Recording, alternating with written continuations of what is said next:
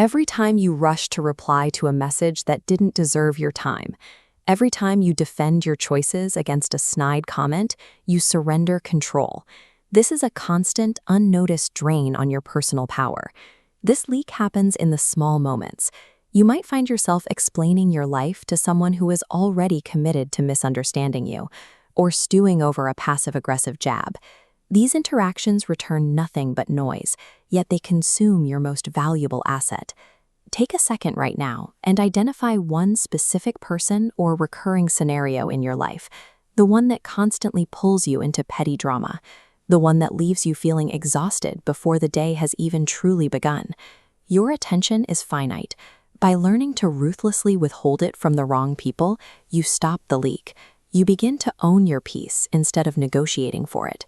This mindset is rooted in the discipline of Marcus Aurelius. He ruled an empire while facing betrayal and constant criticism, yet he chose silence over explanation. He realized that while you cannot control outside events, you have total power over your mind. Step 1 of the protocol is to filter the noise. When you are provoked, you must stop asking if you are right and instead ask, does this deserve space in my mind? If the answer is no, engagement becomes irrational. This diagram illustrates the triage. Constructive feedback is allowed through. Everything else is blocked. Step 2. Cut the closure loop. Responding transfers your power. When you halt the reaction, the loop breaks. Without feedback, the instigator's mind spirals, spending their energy while you remain undisturbed. This silence is not a tactic used to harm others. It is a protective boundary. It keeps your internal mental architecture free from unnecessary invasions. Step 3 is the execution of strategic withdrawal.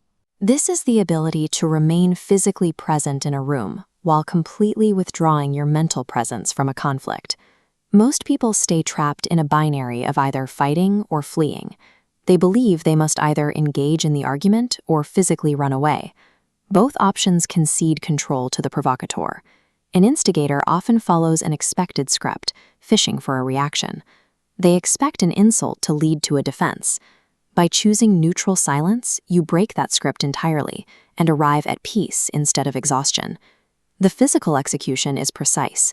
You must stay seated. Keep your face calm. Your voice must remain neutral. Refuse to justify your path. Arguments function like a fire. They require the oxygen of reaction to stay alive. Without it, the fire quickly turns to cold ashes. When you refuse to supply that reaction, the instigator will quickly move on to someone else. By making yourself physically available but emotionally unreachable, you starve unnecessary conflict before it starts. When an insult lands, your body reacts before your mind can think. Your heart rate spikes and your jaw tightens. This biological urge to attack is where most people lose their composure. Step 4 is to train the indifference reflex. You rewire your nervous system by starting with small, daily irritations. When you are cut off in traffic or a coworker makes a snide remark, that is your training ground. Practice this grounding technique. Notice the heat rising in your chest. Breathe deeply once. Observe the anger like weather moving across the sky. You are not suppressing the feeling. You are simply refusing to let it drive your behavior. This timeline shows your goal. You are inserting an extended pause between the stimulus and your response. You can force this delay by simply saying "noted" out loud, or by remaining silent. Either way, the result is a neutralized, flat-lined response curve. Repeating this pause transforms your baseline. Eventually, a provocation that used to trigger rage will only trigger mild curiosity. You become much harder to manipulate because your power is no longer on a hair trigger. Step 5 is to break the validation chain. When you care too much about being liked, your behavior begins to bend around the expectations of other people. This creates a habit of preemptive adjustment. You start explaining yourself before you're asked, or softening your stance just to avoid a reaction. You are essentially performing for an audience that was never meant to guide your life. To break this, you must allow misunderstandings to exist. Let someone have a wrong opinion of you and choose not to correct it. This severs the link between your self-worth and their approval. Be prepared for the escalation phase.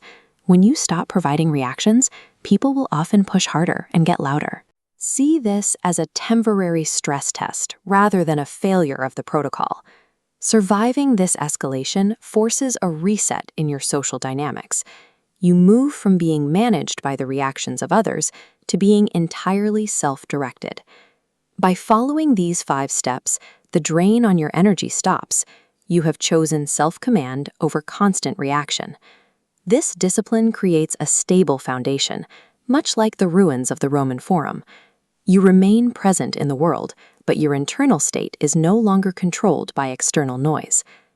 Look back at that draining person you identified earlier. Next time they attempt to provoke you, you are this immovable stone. Let the current of their drama rush harmlessly around you. If you are ready to reclaim your focus, comment "I am untouchable" below. Challenge yourself to step forward with more clarity and less noise. Master the art of ignoring and own your peace.